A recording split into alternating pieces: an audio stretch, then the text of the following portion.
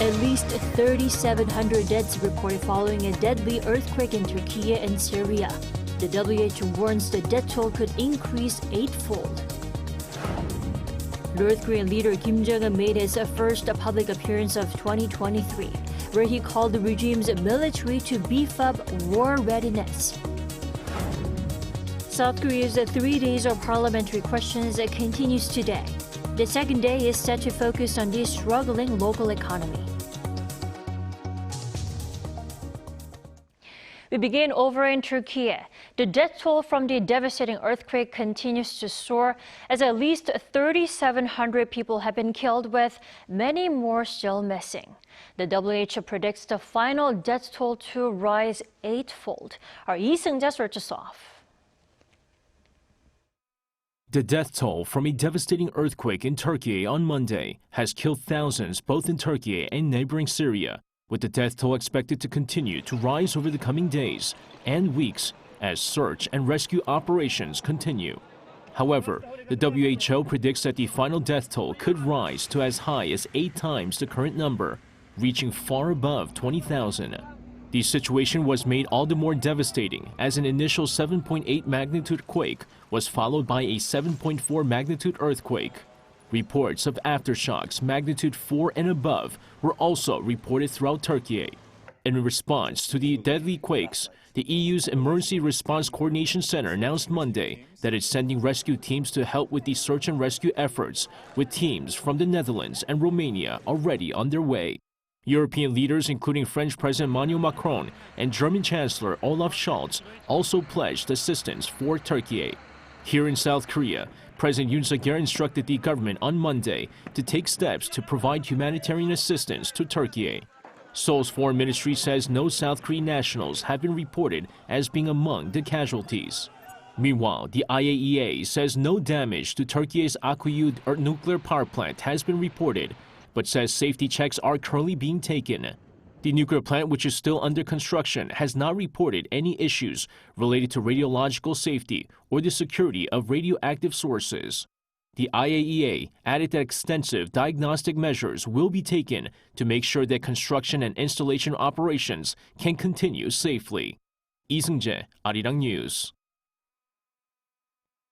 In his first public appearance of the year, North Korean leader Kim Jong-un has called on the regime's military to beef up its war readiness.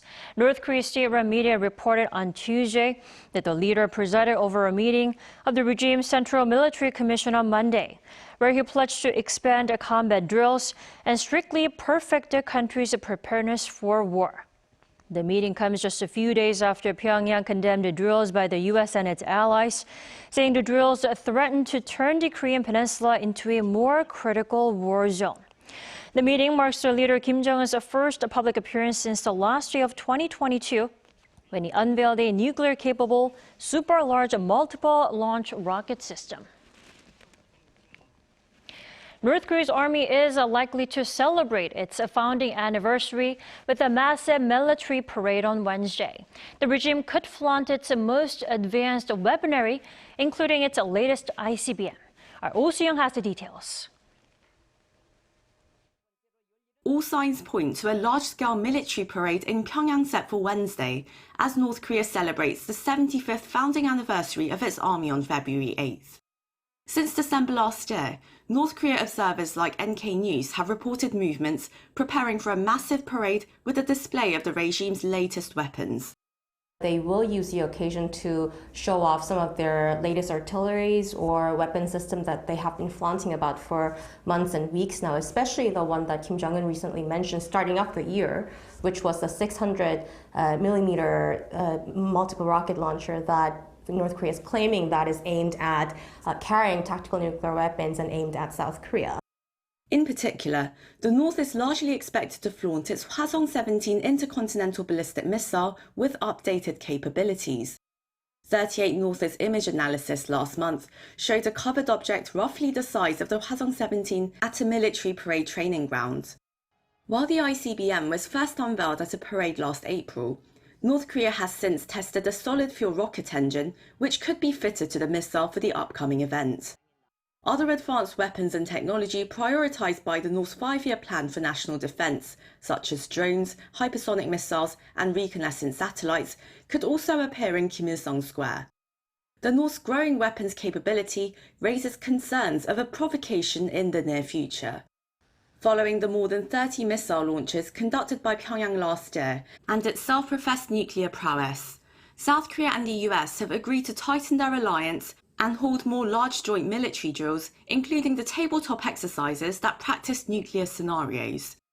Pyongyang has threatened to respond proportionately, so the question is when. I can think about the three major events. One is the state founding, the 70th anniversary of victory in the Great Fatherland Liberation War, they say, and also the founding anniversary of the Korea People's Army, and the state founding anniversary, which is going to happen in February, July, and September. So these timings will be important for them.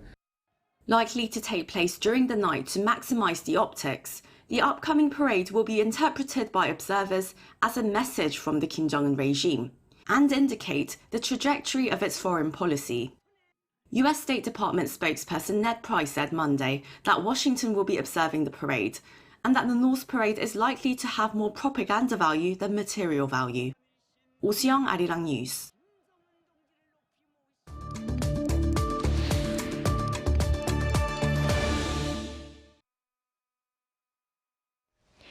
Warning bells are ringing for semiconductor exports, which have long fed South Korea's economy. The latest figures make for unfortunate reading, particularly SK Hynix seeing its first loss in 10 years. Now, where are the country's chip exports headed? For more, we turn to Professor Heo Jun-young. He's an economics professor at Seogang University. Good morning, Professor. Hi, thanks for having me. Sure. South Korea's chip exports are forecast to be sluggish in Q1 with a possible rebound in the second quarter. Now, the question is, Professor, how reliable is this forecast? I mean, what reasons are behind the projections? Yeah, the biggest reason is the shrinking global demand by mainly by the Chinese lockdown last year. So, for example, the export share of IT-related goods of Korea is about 35%. And then the semiconductor produced in Korea, about 55% of semiconductors are exported to China. So China's demand is very, very important. But due to the Chinese lockdown last year, the demand was very low. But now we are expecting the Chinese reopening is going well, and then the global demand, including the Chinese demand, will bounce back. So, that's what we are hoping for right now. Right. It looks like economy is not the only thing relying on the reopening of China's borders. Now, what measures can then Korea's leading firms like Samsung Electronics and SK Hynix take at this crucial point? Or what measures or procedures should they look to implement?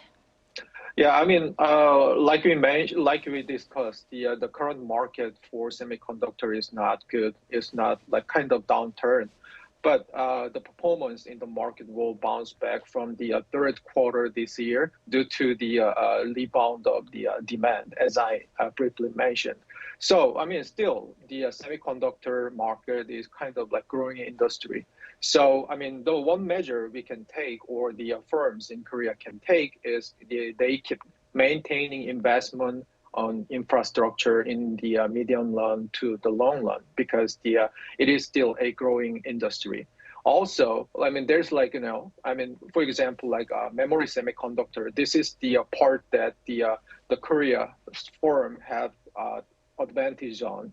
And then there are many following countries, fast followers in this market. So we need to, the firms need to maintain the technology gap between them and the fast followers. So that's another important issue, I think. Yeah. According to you, the demand for chips as well as their prices are likely to stay low, at least temporarily, due to the global economic slowdown. And as you mentioned, but chips is a growing industry. And in that case, what should the future look like then for Korea's chip exports? Yeah, one thing important is there's fast-growing industry sector in the chip market, for example, car industry. So the expectation about the chips market, maybe the car industry will be the third most important sector in the market, following mobile device and data storage by 2030. So we need to pay attention to this market. And another issue is so-called Fat 4, known as chip 4.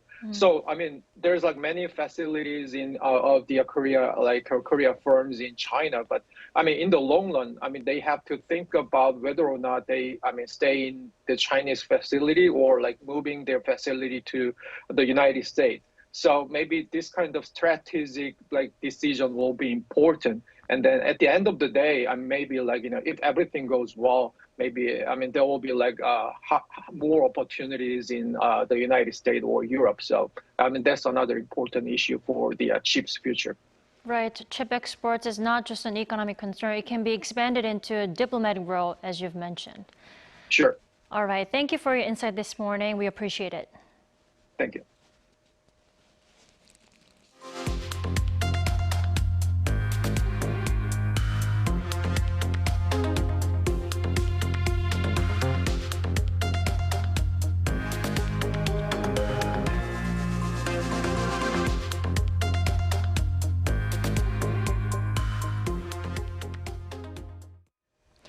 The first day of the three-day parliamentary questioning session by the South Korean National Assembly focused on the impeachment motion against Interior Minister Heung-min.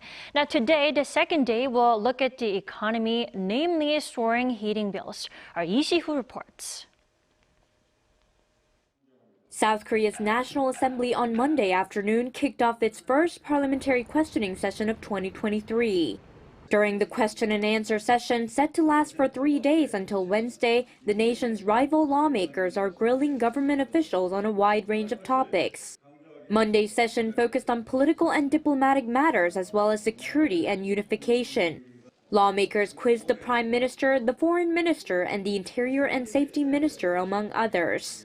Some key questions for the day included South Korea's strategies with North Korea as well as the government's follow-up measures to the Itaewon crowd crush that took away 159 lives late last year. The main opposition Democratic Party, which earlier in the day introduced an impeachment motion against Interior Minister Heung-min for an alleged lack of appropriate response, continued discussing the matter. An impeachment motion has been submitted to the National Assembly today. How do you feel? I will share more details once it's more organized. Once the motion is passed by Parliament, the Constitutional Court will review the decision to see whether the official in question has violated the Constitution or law. During the questioning, the ruling People Power Party took the time to ask the Prime Minister whether a violation of law had been confirmed. Did you find any violations of law by the Interior Minister? What I know is that there aren't any, according to the report by the Special Investigation Unit. In regards to the matter, the presidential office on Monday said that it is inappropriate for the office to share its stance on the topic as the parliamentary processes are taking place at the National Assembly. However, the office did say that if carried out, impeachment could set a bad precedent as they should be reserved for when there is a significant violation of the Constitution or law. As for the parliamentary questioning, its Tuesday session will cover economic issues. Wednesday's session will focus on education, society, and culture. Lee Si-hoo, Arirang News. South Korea has begun its transition to a circular economic society. It's starting with local retailers selling products that have been recycled already. Our Lee Dae-hyun has this story. Bringing spent resources back to life. It's part of the so-called circular economy, one of South Korea's main areas of focus this year. This concept is different from a linear economy, which is a process of using resources, creating a product, and disposing of it after use. A circular economy gives a product greater value by sharing, leasing, reusing, repairing, refurbishing, or recycling it rather than simply trying to reduce waste. This kind of system is helpful for achieving the target of net zero, as the Korea Environmental Industry and Technology Institute say more than 9 billion tons of carbon dioxide can be cut by 2050 through a circular economy.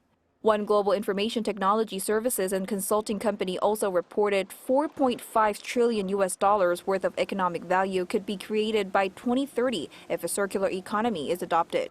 Now, retail industries are putting it into action. I'm wearing McDonald's new uniform. What's special about this jacket? It has filling made out of this recycled plastic lids. From the start of February, employees have been wearing eco-friendly uniforms. The fabric is made from recycled plastic bottles, while McDonald's lids are transformed into recycled thermal fillers. We've been trying to reduce plastic by adopting strawless lids for the first time in the industry. The eco-friendly jacket, too, is one of our activities to support the circular economy in society.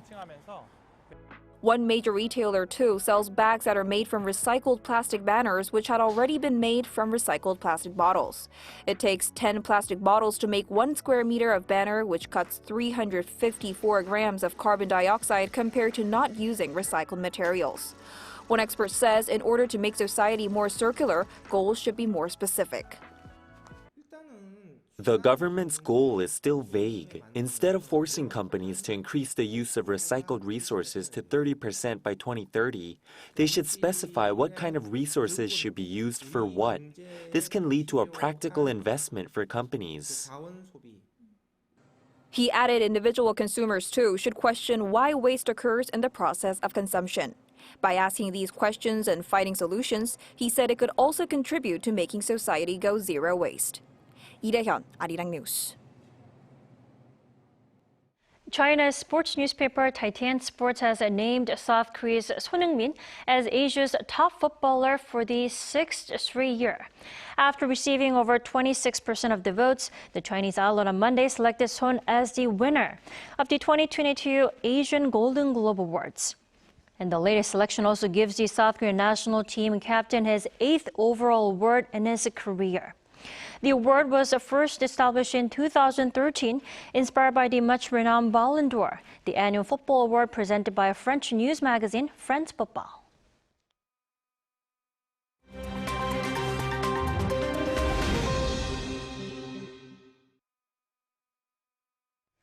For a look at the news from around the world, we now turn to our Matthew Ashley joining us here in the studio. Good morning, Matthew.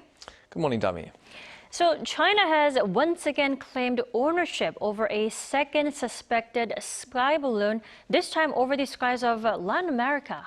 Well, that's right. According to China's foreign ministry on Monday, local time, the balloon mistakenly entered the region after being blown off its original course. Now, the ministry added that the balloon is a civilian aircraft used for flight tests. It was first spotted on Friday and was deemed not to be a threat by Colombia's Air Force. The development comes after another Chinese balloon spotted floating over the U.S. mainland last week was shot down by U.S. fighter jets on Saturday local time. Now, China called the shooting down an overreaction and said it was a weather balloon that had accidentally gone off course. But U.S. investigators said the balloon carried equipment that is not normally used for meteorological observation or civilian research. China has denied allegations of spying. Moving over to the tech sector now, as Dell Technologies looks set to lay off over 6,500 employees. That's roughly 5% of the firm's workforce. The announcement came through a regulatory filing made on Monday, citing a challenging global economic environment as the reason for the layoffs. Dell has also struggled with falling demand for personal computers and laptops. Up until now, the company had looked to avoid letting people go by reducing travel, freezing external hiring, and cutting outside services spending. But Dell says those measures are no longer enough. The latest redundancies are part of a range of staff cuts by major tech firms, including Google and Amazon. Meanwhile, in sports, the English Premier League has charged Manchester City with more than 100 breaches of its financial rules. According to a statement by the EPL on Monday, local time, Manchester City has been referred to an independent commission. The football club has been accused of not giving accurate financial information between 2009 and 2018. Now, some of the charges relate to club revenue and how managers were paid. The club has also been accused of not cooperating with the Premier League since 2018, when the investigation began. Now, if City is found guilty, the club could be given fines, a points deduction, or even be suspended from the league. Manchester City has expressed surprise at the charges, but believes there is irrefutable evidence that supports the club's position. And finally, Google has revealed its very own artificial intelligence chatbot. Called Bard, it is the tech giant's answer to the Microsoft-backed ChatGPT. According to Google, on Monday, Bard was built on the firm's existing Lambda neural language model network. The artificial intelligence chatbot will be added to Google's search engines to answer more complicated questions. Bard has been available for testers since Monday and will be rolled out in the coming weeks.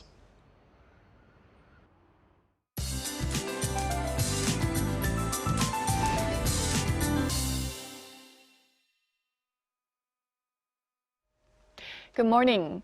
Much of Korea continues to be choked by very bad air quality. The dust level in the air has risen today, with Chungcheongdo, Jeollabuk-do, Gyeonggi-do provinces and Incheon under an ultra-fine dust advisory. And we will be breathing in bad air throughout the day today. And to protect yourself against the bad air, the easiest thing to do is drink plenty of water and wash our hands often. And try to avoid oil-based cooking at home on a day like today. Well above average temperatures continue into the first full week of February. Morning temperatures are 2 to 4 degrees higher than yesterday, and afternoon highs will be similar to slightly lower. Seoul seeing a high of 9 degrees this afternoon, Gwangju, Busan topping out at 14 degrees Celsius. Sunny skies to start out, but more clouds will be rolling in as the day goes on, with east of Gangwon-do province to see light passing rain, which won't help much to ease the dryness in the air. Now, the signs of spring continue with more light precipitation in the forecast across Korea. With that in mind, here's a look at the weather conditions around the globe.